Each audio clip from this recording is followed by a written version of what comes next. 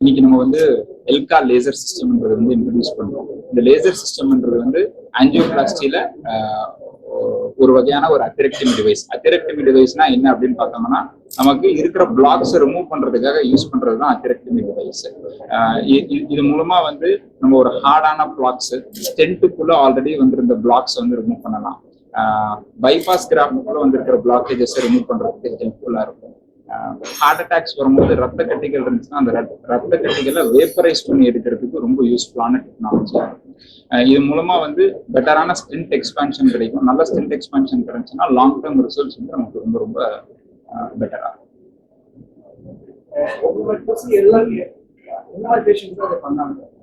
Sir, நான் சொன்ன மாதிரி ஆல்ரெடி ஸ்டென்ட் போட்டு ஸ்டென்ட்டுக்குள்ள பிளாக்கேஜஸ் வர பேஷண்ட்ஸ்க்கு வந்து இது ஹெல்ப்ஃபுல்லா இருக்கும். ஆல்ரெடி பைபாஸ் கிராஃப்ட் போட்டு அந்த கிராஃப்ட்ல வந்து பிளாக்கேஜஸ் வர பேஷண்ட்ஸ்க்கு வந்து ஹெல்ப்ஃபுல்லா இருக்கும்.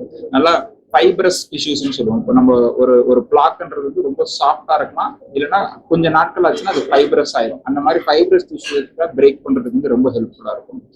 இந்த பிளாக்ஸ் எல்லாம் எங்க உருவாகும் அப்படின்னு பாத்தீங்கன்னா, எதுவுமே ஒரு குட்டி பிசிக்ஸ் இருக்கு. எங்கெங்கெல்லாம் நமக்கு பிரான்ச்சஸ் ஆஃப் பிரியுதோ, பைஃபர்கேஷன்ஸ் ஆஃப் பிரியுதோ, அந்த ஆரிஜின்ஸ்ல தான் வந்துட்டு ஒரு ப்ராப்ளமா வரும். ஸோ அது மாதிரி ஆஸ்டியம்ல இருக்கிற அந்த ஆரிஜின்ல இருக்கிற டிசீசஸ் வந்து ட்ரீட் பண்றதுக்கு வந்து ரொம்ப ரொம்ப ஹெல்ப்ஃபுல்லா இருக்கும்.